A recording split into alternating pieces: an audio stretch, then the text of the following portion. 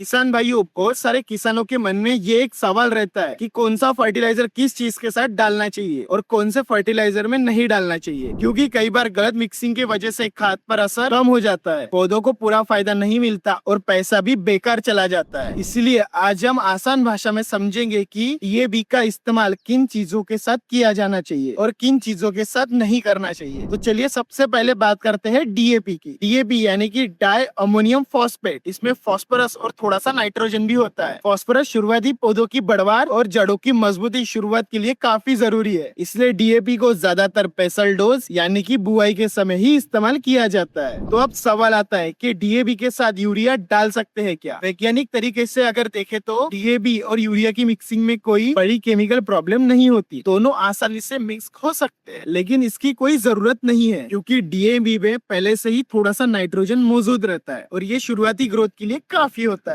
इसलिए बुआई के समय DAP में एक्स्ट्रा यूरिया डालना जरूरी नहीं होता। तो चलिए अब बात करते हैं DAP और पोटैश की। किसान भाइयों, DAP के साथ पोटैश डालना बहुत ही सही माना जाता है, खासकर उन फसलों में जहाँ पर पोटैश की काफी जरूरत होती है। DAP का फॉस्फोरस और पोटैश दोनों ही मिट्टी में धीरे धीरे मूवमेंट करते हैं, मतलब ये जल्दी ही बहकर बाहर नहीं जाते। इसलिए अगर आप बेसल डोज में इन दोनों को साथ में डालते हो तो पौधों की जड़ों को शुरुआत से ही फायदा मिलता है। फॉस्फोरस पौधे की शुरुआती ग्रोथ के लिए काफी जरूरी होता है और पोटैश पौधों की मजबूती, डिसीज रेजिस्टेंस, बाद में फसल के साइज और क्वालिटी के लिए बहुत जरूरी होता है। इसलिए DAP और पोटैश का कॉम्बिनेशन बहुत ही अच्छा होता है। अगर आप बेसल डोज डाल रहे हो तो कोशिश करें DAP और पोटैश बीज से लगभग 2 से 3 इंच नीचे जाए। इससे बीज जैसे ही जर्मिनेशन करेगा तो जड़ें जो है वो सीधे से फर्टिलाइजर तक पहुंच जाएगी और शुरुआती ग्रोथ आपको बहुत ही तगड़ी मिलेगी। दोस्तों, DAP और पोटैश के साथ सल्फर डालना भी बहुत ही जरूरी होता है। इससे पौधे को एक बैलेंस न्यूट्रिशन मिलता है और न्यूट्रिशन यूटिलाइजेशन भी बहुत ही बेहतर हो जाता है। कई किसान भाई DAP के साथ अलग अलग चीजें मिलाकर पूरी खिचड़ी बना देते हैं, जैसे sulphur organic fertiliser, micro nutrients और कई दूसरी चीजें। हर चीज हर फर्टिलाइजर के साथ कंफर्टेबल हो ये जरूरी नहीं, इसलिए बिना जानकारी के साथ 5-6 चीजें का खिचड़ी नहीं बनानी चाहिए। अब चलिए बात करते हैं कौन सी मिक्सिंग आपको नहीं करनी चाहिए। Single super phosphate